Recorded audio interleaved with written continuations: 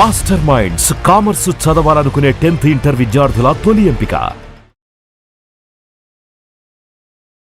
నమస్తే రమ్మగారు. నమస్తే జయ. రమ్మగారు కథ ఒకటి చెప్పండి.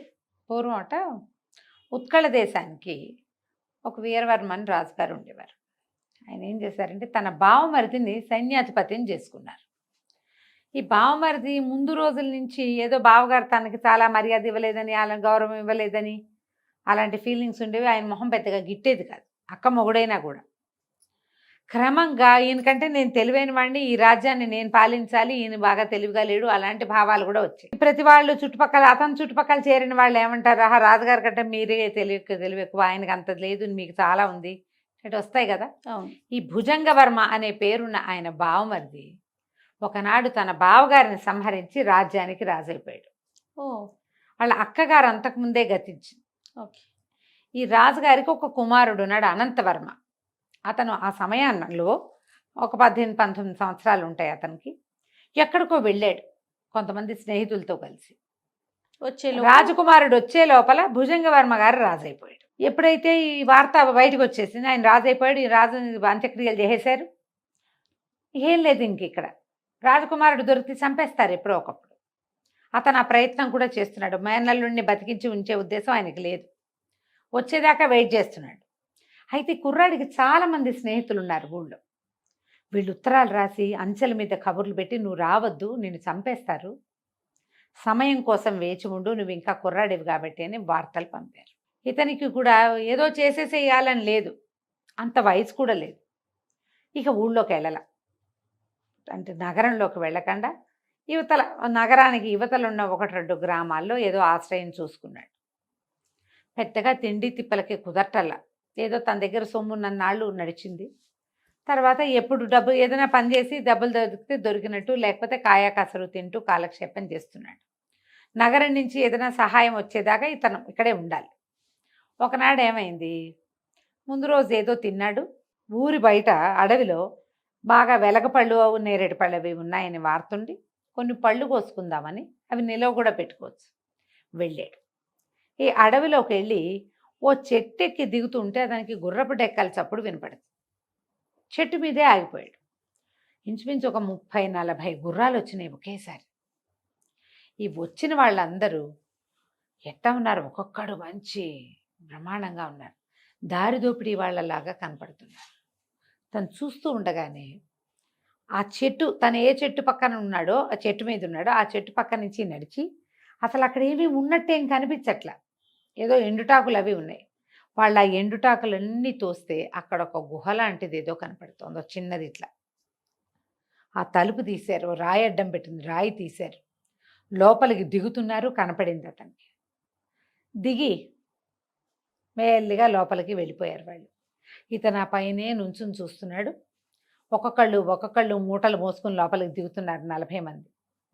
చివర వాళ్ళ దొంగల నాయకుడు ఒకడు గిలగిల్లాడుతున్న ఒక అమ్మాయిని, అతని భుజం మీద ఉంది ఒక అమ్మాయి, ఆ అమ్మాయిని కూడా మోసుకుంటూ కిందకి దిగేసాడు. మొత్తం అంతా కింద చేర్చారు. ఒక అరగంట గంటకి అందరూ బయటకు వచ్చేసారు. అమ్మాయిని మోసుకెళ్ళిన వాడు అమ్మాయిని తేల, అందరి చేతులు ఖాళీగా ఉన్నాయి, అందరూ ఖాళీగానే పైకి వచ్చేసారు. వచ్చాక ఏం చేశారు, రాయి మళ్ళీ అడ్డం పెట్టి యథావిధిగా దాని నిండా ఎండుటాకలు, కొబ్బరి డిప్పలు లాంటివి కప్పేసి గుర్రాలు ఎక్కేశారు. ఈ అబ్బాయికి వాళ్ళు తెచ్చింది డబ్బని తెలిసింది. డబ్బు కోసం ఇతను ఆలోచించలే, ఎవరో పిల్లని తెచ్చారు వీళ్ళు. అదేదో చిన్నపిల్లలే ఉందో, 15 ఏళ్ల పిల్ల, 16 ఏళ్ల పిల్లేమో అంతే. సరే ఏం చేశాడు, వాళ్ళు కిందకెళ్ళి వాళ్ళు ఇంకా రారని నిర్ధారించుకుని ఆ ఆకులు పక్కకు దోహేసి ఆ రాయి పక్కకు తీసి దిగాడు. దిగితే ఇట్లా కిందకి మెట్లు ఉన్నాయి, లోపలికి మెట్లన్నీ దిగెళ్తుంది. పెద్ద సభాభవనం లాగా ఉంది, మూటల కొద్దీ డబ్బు దాని నిండా, గదులున్నాయి లోపల.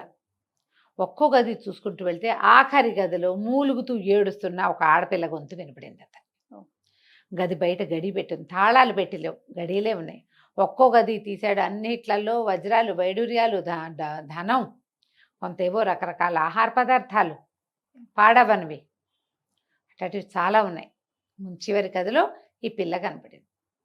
తీరా ఇతను లోపలికి వెళ్ళి ఆ తలుపు తీసి ఆ నోటి కట్లు ఇప్పేసరికల్లా అతను గుర్తుపెట్టాడు, ఆ అమ్మాయి ఎవరో కాదు, తన తండ్రిని చంపిన దుర్జయవర్మ ఉన్నాడు కదా, ఆ రాజుగారు భుజంగవర్మ, అతని కూతురు. రాజకుమార్తె. ఇప్పుడు ప్రస్తుతం రాజు హేమలత ఆ పిల్ల పేరు. ఆ పిల్ల గబుక్కుని తను కాళ్ళు పట్టుకుంది, మీరెవరో నన్ను రక్షించండి ప్లీజ్, వీళ్ళు కాళికాదేవికి బలి ఇవ్వడానికి నన్ను తెచ్చారు దొంగలు వీళ్ళు, నన్ను రక్షించండి, నేను భుజంగవర్మ గారి అమ్మాయిని. తనకు తెలుసు, తనకి ఒళ్ళు మంటగా ఉంది, మా నాన్నని చంపిన వాడికి కూతుర్ని నేను రక్షించాలా అని ఒక పాయింట్. పాపం చిన్నపిల్ల, అందులో ఆ మేనమావ కూతురు, ఇది బలైపోతుంది వృధాగా. సరే ఏం చేశాడు, వచ్చేసేయి నాతోటని బయటికి తీసుకొచ్చేసాడు. తలుపు గడి పెట్టేసి ఈ పిల్లని బయటికి తీసుకొచ్చేసి మళ్ళీ యథావిధిగా కప్పేశాడు. రూపాయి దేల అక్కడి నుంచి పిల్లని మాత్రం తీసుకొచ్చేసాడు. దొంగ సొమ్ము అది మనకెందుకు అనుకున్నాడు. ఇంటికి తీసుకొచ్చి ఇతని అడవి పక్కన నగరానికి అవతలగా ఉన్న ఒక పల్లెలో ఉంటున్నాడు. ఆ పల్లెలో ఒక బ్రాహ్మణ ఇంట్లో ఇతను ఉన్నాడు. ఈ అబ్బాయి రాజుల అబ్బాయిని వాళ్ళకి తెలుసు, రాజకుమారుడు అని తెలీదు. ఎవరో రాజుగారు అబ్బాయి బతికి చెడి తలదాచుకుంటున్నాడు. తీసుకెళ్ళి వాళ్ళ ఇంట్లో పెట్టాడు.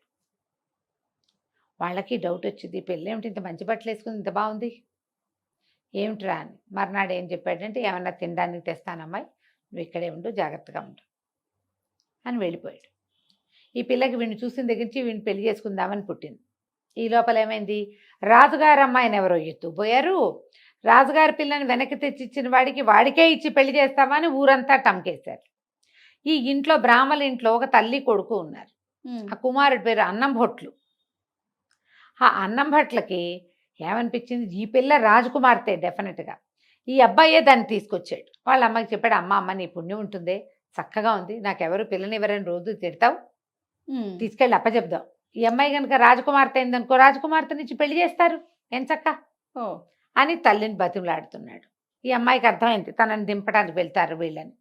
సాయంత్రం అతను పళ్ళు గిళ్ళు కాయలు మోసుకొని వచ్చేసరి కల్లా ఈ అన్నం భట్లు అటకాయించాడు. ఈ అమ్మాయి రాజకుమార్తె కదా, రాజుగారికి అప్పచెప్పడానికి తీసుకెళ్ళిపోతున్నాం మేమని. ఇతను అన్నాడు, సరే తీసుకోండి అని అమ్మాయికి చెప్పాడు. అమ్మాయి వీళ్ళతో పట్టు వెళ్ళిపో.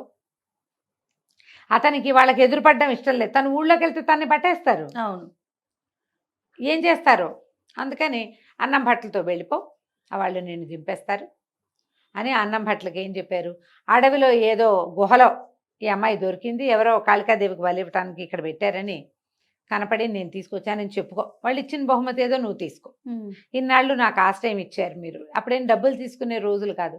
వాళ్ళ ఇంట్లో వెనకాల ఉన్న వరండాలో 2 గదుల్లో ఉంటున్నాడు ఈ అబ్బాయి. ఎప్పుడైనా కలిగితే వాళ్ళే అన్నం పెట్టారు కూడా ఇతనికి, మీరు సంపాదించుకోండి, మీకు ఏది వస్తే అది తీసుకోండి, పిల్లని సేఫ్గా తీసుకెళ్ళి అప్పచెప్పండి అన్నాడు.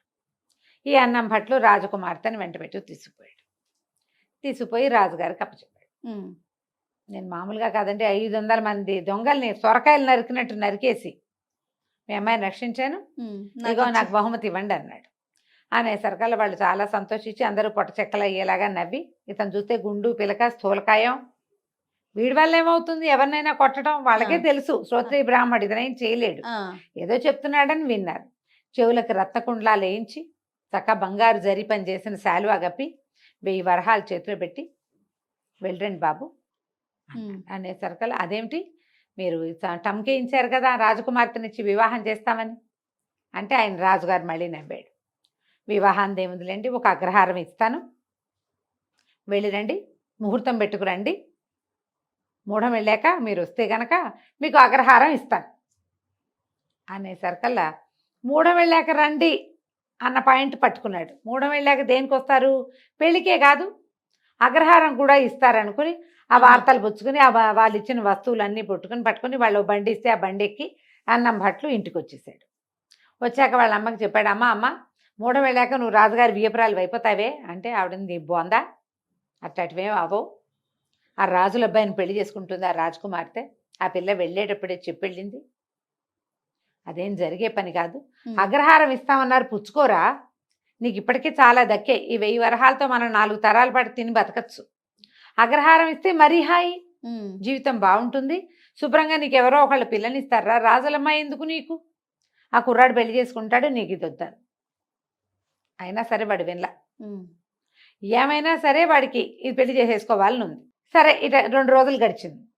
ఈ లోపల ఏమైంది, ఆ రాజకుమార్తె ఏం చెప్పింది, కాదు నాన్న, ఈ బ్రాహ్మణ అబ్బాయి నన్ను రక్షించలే, అడవిలో నన్ను ఒక గుహలో వద్దాను లాంటి దాంట్లో బంధించారు, ఒక రాజకుమారుడు ఈ బ్రాహ్మల ఇంట్లో ఉన్నాడు, ఖచ్చితంగా అతను ఏదో పెద్ద వంశంలో పుట్టినవాడే. అతను రక్షించాడు. అతనే అతన్ని నేను చెట్టు మీద నుంచి చూశానని నన్ను రక్షించి ఆ మొత్తం గుహల నిండా బంగారం వెండి సామాన్లు ఉంటే ఒక్క కాసు కూడా తీసుకోలే. కేవలం నన్ను రక్షించడానికే వచ్చాడు. దొంగ సొమ్ము అంటుకొని వాడు రాజు నన్ను రక్షించాడు, నన్ను బయటికి తీసుకొచ్చాడు, వీళ్ళ ఇంట్లో ఉంచాడు, తనతో ఉంచుకోలేదు, బ్రాహ్మణ ఇంట్లో అట్టెపెట్టాడు నన్ను. రెండో రోజు వాళ్ళ అబ్బాయితోటి పంపించాడు, నేను అతన్నే పెళ్లి చేసుకుంటా, అతను ఎక్కడున్నా నువ్వు రప్పించు అనగానే ఏమైంది, సరే వీళ్ళే భటులు ఏం చేశారు, వాళ్ళ ఇంటికి వెళ్ళారు. ఇంటికి వెళ్ళేసరికల్లా వాళ్ళని అడిగారు, ఈ అమ్మాయి మీ ఇంట్లో ఒక రాజకుమారుడు ఉండాలి, ఒక రాజుల అబ్బాయి ఉండాలి కదా, ఆ అబ్బాయి ఏడి అని అడిగేసరికల్లా అన్నం భట్లకి ఏం భయం వేసింది, వీడిని గనక పంపిస్తే విషయం తెలిసిపోతుంది కదా. ఈ అన్నం భట్లు తల్లి మాట్లాడుకున్నారు కదా ముందు, ఆ అమ్మాయి ఈ పిల్లనే వీడే నన్ను తీసుకొచ్చాడని చెప్పకుండా చెప్తుంది, వాళ్ళ జాతివాడు కాబట్టి వాడినే పెళ్లి చేసుకుంటుంది, ఈసారి నువ్వు వెళ్తే పహరా వాళ్ళతో నిన్ను గెంటిస్తారు పిచ్చి వెధవా అని తిట్టింది వాళ్ళమ్మ. ఇప్పుడు ఈ రాజకుమారుడిని మాయం చేయాలంటే ఏం చేయాలి, అమ్మ ఓ పని చేద్దామే, వీడిని చంపేద్దాం అని చెప్పి రాత్రి నిద్రపోతున్న రాజకుమారుడిని తల్లి కొడుకు ఇద్దరు కలిసి నూతిలో పడేశారు. ఆ పడేసిన నూతిలో పడ్డవాడు లోపల పడిపోలా, వాడికి తెలిసిపోయింది కిందకి పడుతూ ఉండగా, గబుక్కున వర అంచులు పట్టుకుని ఆ అంచు పట్టుకుని లోపల నిల్చుని ఉన్నాడు. తెల్లవారుజామున జరిగింది. పొద్దున్నే 9-10 అయ్యేసరికల్లా భట్లు వచ్చేసారు రాజకుమారుడి కోసం. మీ ఇంట్లో ఒక రాజుల అబ్బాయి ఉండాలి కదా, ఆ అబ్బాయి ఏడి, మాకు తెలియదు అన్నారు వీళ్ళు. వాకిట్లో రోడ్డు మీద అంతా కనుక్కుని వచ్చారు వాళ్ళు సైనికులు. ఇక్కడ ఒక రాజకుమారుడు లాంటి వాడు ఒకడు ఉన్నాడు అనేది, అనంతవర్మ పేరుతోటి ఒక కుర్రాడు ఉన్నాడని, ఆడు అన్నం భట్లు వాళ్ళ ఇంట్లో ఉన్నాడని, అతనే ఒక రాజకుమార్తెని తీసుకొచ్చాడని, ఆ రాజకుమార్తెనే అన్నం భట్లు తీసుకెళ్లి రాజుగారి దగ్గర అప్పచెప్పి రత్నకుండలాలు వేయించుకొచ్చాడని, మొత్తం కథంతా రోడ్డు మీదే ఉంది. అంటే గ్యారంటీగా రాజులపై వీళ్ళింట్లోనే ఉండాలి. ఈ లోపలికి వచ్చారు వీళ్ళు. లోపలికి వచ్చి రాజకుమారుడి కోసం అడిగేసరికల్లా వీళ్ళు మాకు తెలీదు, అబ్బాయి ఎప్పుడో వెళ్ళిపోయాడు అన్నారు. ఎప్పుడైతే కొత్త మనుషులు ఇంట్లోకి వచ్చారో వెంటనే ఈ నూతిలో ఉన్న రాజకుమారుడు కేకలు పెట్టాడు, రక్షించండి రక్షించండి. వీళ్ళిద్దరే అయితే రక్షించరు, ఏం చేస్తారు, ఇంకో బండరాయి పడేస్తారు నెత్తి మీద. మూడో మనిషి వచ్చేదాకా వెయిట్ చేశాడు తెలివిగా వాడు. ఎప్పుడైతే నూతిలో నుంచి కేకలు వినపడాయో వచ్చిన సైనికులు, అరే ఎక్కడో కేకలు వినపడుతున్నాయి చూడండి రాని అటు ఇటు వెతికి నూతి లోపలికి చూశారు. రాజకుమారుడికి 2 తాళ్ళేసి పైకి లాగారు. ఎటపడి ఇదేంటి నూతిలో ఎందుకున్నావు అని అడిగితే ఇప్పుడు ఏం చెప్పాలి, వీళ్ళే పడేశారని చెప్పాలా. మరి సంవత్సరం నుంచి వాళ్ళు తనకు అన్నం పెట్టారు, గదిచ్చి ఉంచుకున్నారు. తెల్లవారుజామున మంచినీళ్ళ కోసం ఇటు వచ్చి పొరపాటున కాలు జారి పడ్డాను అని చెప్పేసరికి వాళ్ళు బతుకు జీవుడా అనుకున్నారు, లేకపోతే వాళ్ళిద్దరిని అమ్మ కొడుకుని మోసపోయేవాళ్ళు వీళ్ళు సైనికులు. అక్కడి నుంచి రాజకుమారుని, బాబు నువ్వురా రాజకుమారుని నేను చూస్తానంటున్నారని తీసుకుపోయారు. తీసుకెళ్లేసరికి లోపలికి వచ్చేసరికి హేమలత గుర్తుపట్ల అనంతవర్మని, కానీ రాజుగారు గుర్తుపట్టేశాడు. అతని నడక అన్నీ వాళ్ళ నాన్నలాంటివే. దాంతో చాలా సిగ్గుపడ్డాడు. వీడు నా కూతురుని వీడు రక్షించాడు, వీడి తండ్రిని నేను బతికించి ఉంచలేకపోయాను, చాలా సిగ్గుపడి నన్ను క్షమించు, నా వల్ల చాలా పొరపాటు జరిగింది, ఒక క్షణికావేశంలో మీ నాన్నగారిని సంహరించాను, కానీ ఈ రాజ్యం నీదే, నువ్వు నా పిల్లని పెళ్లి చేసుకో, రాజ్యం నువ్వే ఏలుకో అని బతిమలాడి మంత్రులందరితోటి చెప్పించి సైన్యాధిపతిగా పదవీ విరమణ కూడా చేస్తాను, నేను ఇంకా ఈ పదవిలో కూడా ఉండనని బతిమలాడి మేల్నల్లుడిని ఒప్పించుకున్నాడు. ఆయన కూతురు వీడిని తప్పిస్తే ఇంకోటి పెళ్లి చేసుకుంటానంటోంది. మరి ఇంకేం చేస్తాడు, పైగా అది ప్రచారం అయిపోయింది, పరువు కూడా తక్కువే. ఇంకా సరే అమ్మాయికి అబ్బాయికి పెళ్లి చేశారు.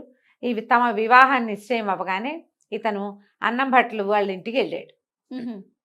వెళ్ళేసరికి ఏమైంది, వీళ్ళు వెళ్ళేసరికి వాళ్ళ ఈ అన్నం భట్లు వాళ్ళ అమ్మేమో దెబ్బలు తగిలి ఒక మూలపడి ఉంది, వీడిని చెట్టుకి తీసి కట్టేసి ఉంచారు. ఇదేంటంటే ఇట కట్టేసి ఉంచారంటే దొంగలు వచ్చారు, బందిపోటు దొంగలు. రాజకుమార్తెని నేనే రక్షించానని ఇక్కడంతా ప్రచారం చేసుకున్నాను, ఆ పిల్లని నేనే ఎత్తుకుపోయానని వాళ్ళని నన్ను చావుగొట్టి చెవులు మూశారు, మా అమ్మని కొట్టి ఆ మూలపడేశారు అనేసరికి ఆవిడకి ఏదో వైద్యం చేయించి, సరే అతను ఓడ చేసి ఆ తగిలిన దెబ్బలకి వైద్యం చేయించాడు. ఇతనితో 4 సైనికులు కూడా, మరి రాజు అయిపోతున్నాడు కదా. అయితే అప్పుడు ఏం చేశాడు, సైనికుల్లో కొంతమందిని వెంబడి పెట్టుకు తీసుకెళ్ళాడు. ఈ ప్రాంతాల్లో వీళ్ళు ఉంటున్నారు, మాటేసి ఉంచండి, ముందు ఈ లోపల ఉన్న ధనాన్ని ఖాళీ చేయించేసేయండి, మొత్తం డబ్బంతా లాగేశారు బయటికి. బోళ్ళన్ని డబ్బులు ఉన్నాయి కదా లోపల, వజ్రాలు వైడూర్యాలు నగలు నాణ్యాలు ధాన్యం మొత్తం ఊడ్చారు. ఆ 40 మంది దొంగల్ని రెడ్ హ్యాండెడ్గా పట్టేసుకున్నారు. పట్టుకుని 40 మందిని ఖైదులో వేశారు. ఆ తర్వాత హేమలతని అనంతవర్మ వివాహం చేసుకున్నాడు కథ కంచికి మనం ఇంటికి. రైట్. నమస్తే. నమస్తే జీ.